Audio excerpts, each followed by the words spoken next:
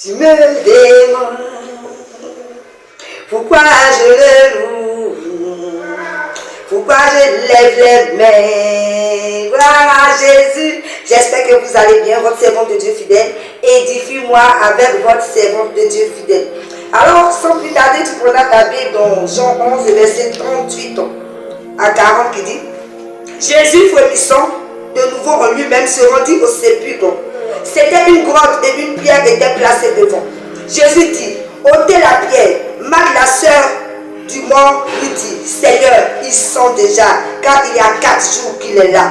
Jésus lui dit: ne t'ai-je pas dit que si tu crois, tu verras la gloire de Dieu? Bien-aimés, aujourd'hui, mon thème c'est le doute. Avant de commencer, je vais définir qu'est-ce que le doute. Le doute, c'est un état de quelqu'un qui ne sait pas croire, qui manque de certitude et qui manque de confiance. Bien-aimés, nous tous, nous connaissons l'histoire de Lazare. Et lorsque Jésus est arrivé pour voir Lazare qui était déjà mort depuis 4 jours, et il a ordonné, comme nous l'avons lu ici au verset 38, on lui a dit: ôtez la pierre. Et Marthe, la sœur du mort, lui dit: Seigneur, ils sont déjà. Jésus ordonne qu'on ôte la pierre.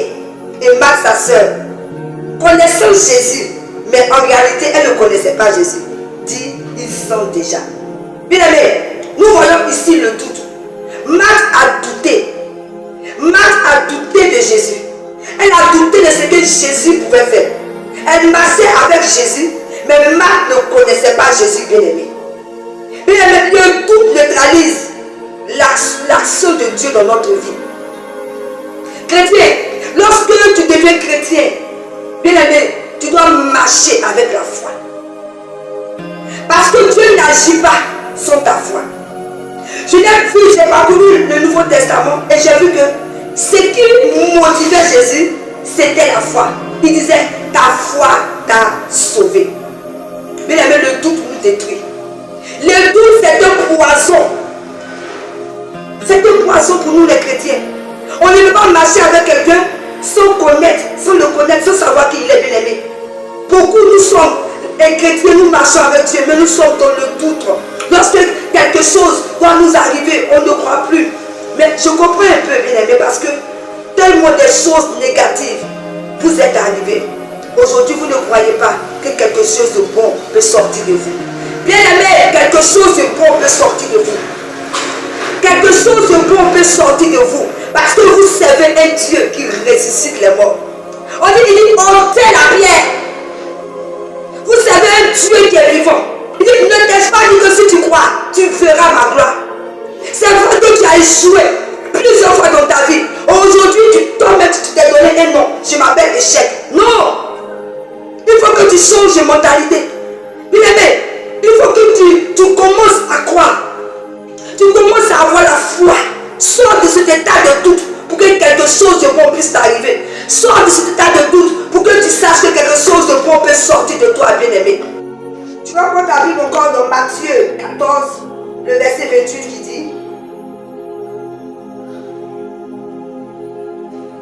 Pierre lui répondit: Seigneur, si c'est toi, ordonne que j'aille vers toi sur les eaux. Et il dit: viens. Pierre sortit de la barque et marcha sur les eaux pour aller vers Jésus. Mais voyant que le vent était fort, il eut peur. Et comme il commençait à enfoncer, il s'écria: Seigneur, sauve-moi. Pierre, lorsqu'il a vu Jésus qui marchait, tous les disciples ils avaient peur. Et Jésus les a répondu: c'est moi, rassurez-vous, n'ayez pas peur. Et Pierre a demandé à Jésus: mais si c'est toi, est-ce que je peux venir vers toi? Et Jésus lui a dit: quoi? Viens. Et Pierre, avec sa foi, a commencé à marcher sur les eaux. Mais lorsque Pierre vit que le vent était fort, Pierre eut peur et il a commencé à s'écrouler. Bien aimé, c'est comme nous les hommes. Nous avons au début la foi lorsque quelque chose doit nous arriver. Et arrivé au moment où le diable commence à mettre des choses dans notre tête. Et nous nous enfonçons. Nous ne sommes pas capables de nous lever, de dire: Satan, tu es un menteur. Cette chose va m'arriver. Cette chose ne m'échappera pas. Et nous nous enfonçons. Nous avons peur comme Pierre. Et nous commençons à nous secouer. Quand Pierre croyait, quand Pierre avait la foi, il marchait sur les eaux. Mais quand Pierre a commencé à douter, il a commencé à s'enfoncer. Bien aimé, ce matin, je veux t'encourager de chasser le doute de ta vie. Je veux t'encourager d'avoir la foi, bien-aimé. Je veux t'encourager de marcher avec la foi ce matin. Parce que sans la foi, nous ne pouvons pas plaire au Seigneur. Jésus dit, mais quand le Fils de l'homme viendra, tournera-t-il la foi sur la terre, bien-aimé. Nous devons marcher avec la foi pour triompher en tant que chrétien. L'échec n'est pas ton nom, bien-aimé. La souffrance n'est pas ton nom, bien-aimé. Jésus recommence.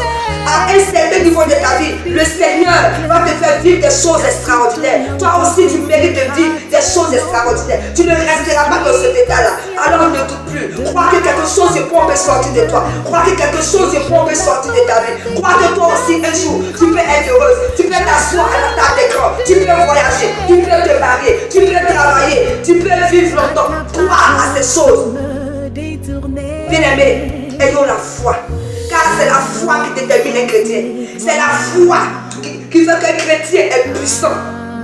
C'est la foi qui nous emmène à opérer au-delà de ce que nous-mêmes nous pensons. C'est la foi qui nous fait rentrer dans nos miracles. Alors, ne doute plus, bien-aimé, et que le Seigneur te bénisse. À très bientôt pour une prochaine vidéo.